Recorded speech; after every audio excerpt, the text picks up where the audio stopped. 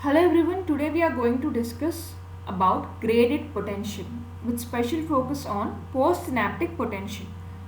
Postsynaptic potential is a type of graded potential.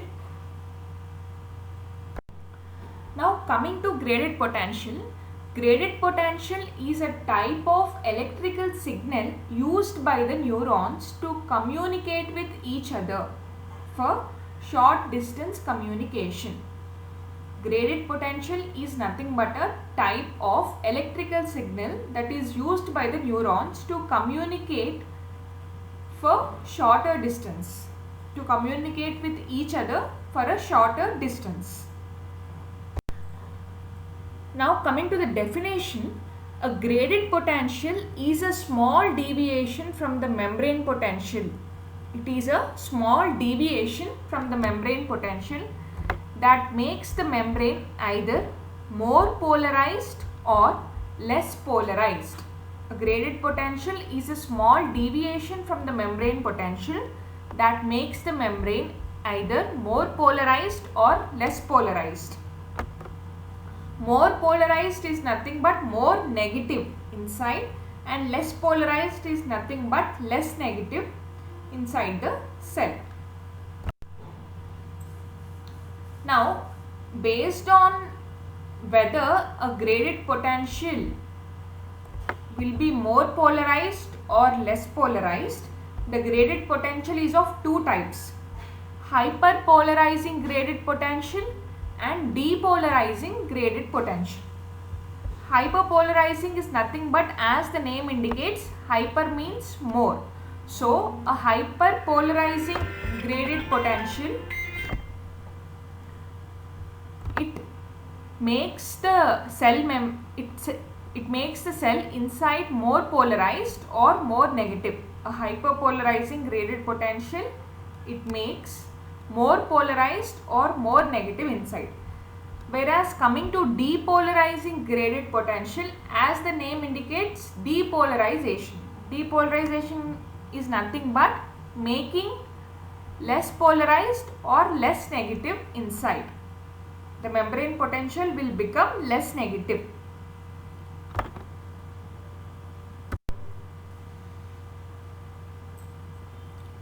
As you can see here, this is an overall picture. So in our previous video, we have discussed about the resting membrane potential of neurons. And as we all know, a typical value for resting membrane potential is nothing but minus 70 millivolts.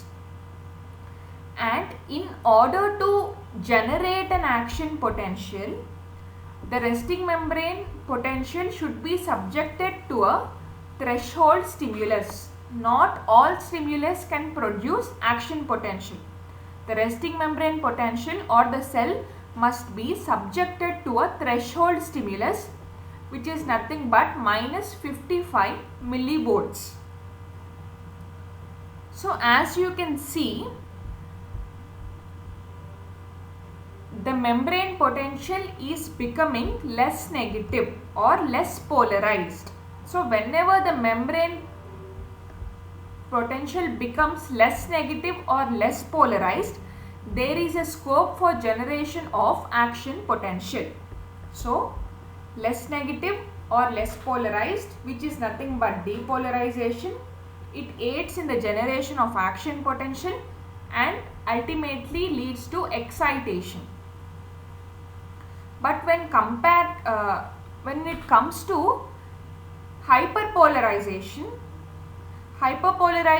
in case of hyperpolarization graded potential, the membrane potential becomes more negative or more polarized. When it is more negative, it is difficult for an action potential to generate, because the threshold stimulus is minus 55 volts, which is less negative.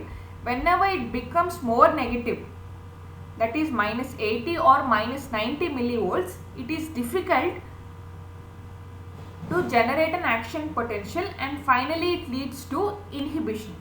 So in simpler terms, depolarization leads to excitation, whereas hyperpolarization leads to inhibition. this is a very important point, depolarization leads to excitation and hyperpolarization leads to inhibition.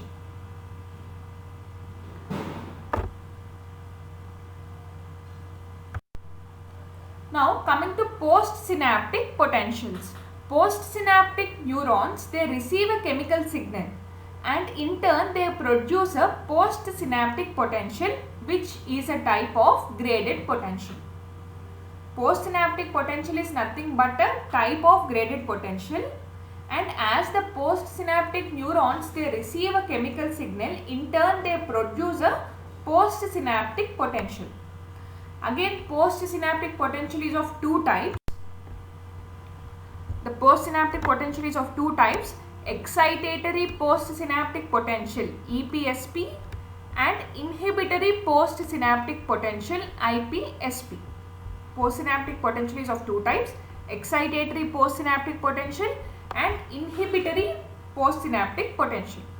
So as we have discussed in our previous slide, depolarization of postsynaptic membrane is excitatory, as it brings the membrane closer or close to threshold. Depolarization leads to excitation because it brings the membrane closer to threshold stimulus. Whereas hyperpolarization of postsynaptic membrane is inhibitory, as the potential becomes more negative, it is difficult to initiate an action potential. So an excitatory postsynaptic potential is formed by depolarization of the membrane, whereas an inhibitory postsynaptic potential is formed by hyperpolarization of the membrane. Try to remember the alphabetical order. After D, it comes E. So depolarization leads to excitation, and after H, I comes, no? So hyperpolarization leads to inhibition. Just for remembering sake, depolarization leads to excitation and hyperpolarization leads to inhibition. So this is again an overall picture. Depolarization leads an excitatory effect, whereas hyperpolarization, it leads an inhibitory effect. So depolarization, that is nothing but reduction in the negativity of the potential, membrane potential. So because depolarization occur because of the opening of sodium channels that lead to inflow of sodium, and the cell becomes less negative.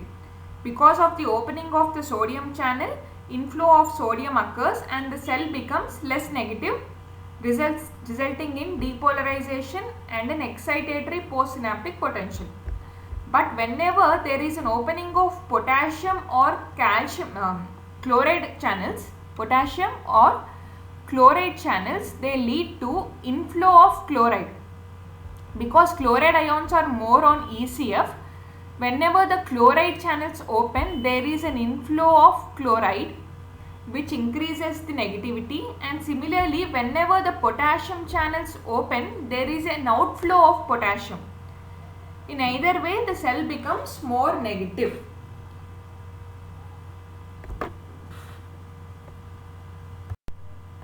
Now this is also an important and small topic. So same neurotransmitter can cause different effects. That is, sometimes it can be inhibitory and sometimes it can be excitatory. So let us discuss an example.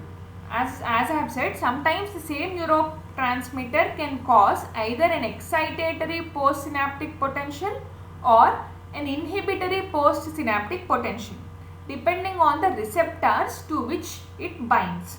The example is acetylcholine. Acetylcholine is a cholinergic neurotransmitter released by cholinergic neurons. So acetylcholine is a neurotransmitter. It mainly has two receptors, nicotinic receptors and muscarinic receptors. These two are the acetylcholine receptors, nicotinic and muscarinic receptors. So activation of nicotinic receptors, it causes depolarization and excitation of postsynaptic cell. This is a ground rule.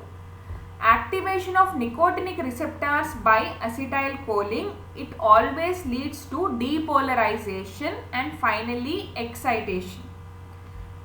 But when it comes to activation of muscarinic receptors, they can be inhibitory or excitatory depending upon the type of receptor.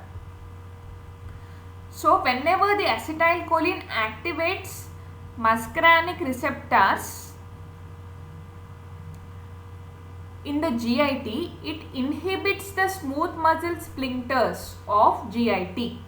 This is an inhibitory effect of acetylcholine. Whenever acetylcholine binds to the muscarinic receptors in gastrointestinal tract, it results in the inhibition of smooth muscle sphincters. That is nothing but it relaxes them.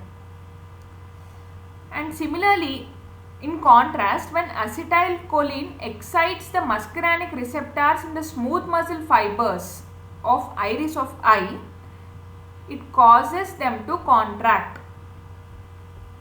So whenever the acetylcholine binds to muscarinic receptors of iris muscles, it causes excitation and finally results in the contraction of muscles.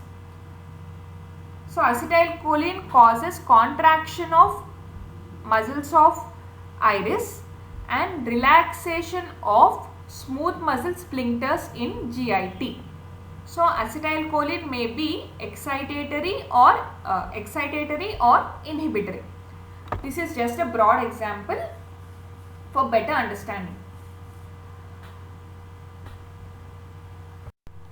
Thank you for watching. Please subscribe for further videos on anatomy and physiology and even pharmacology.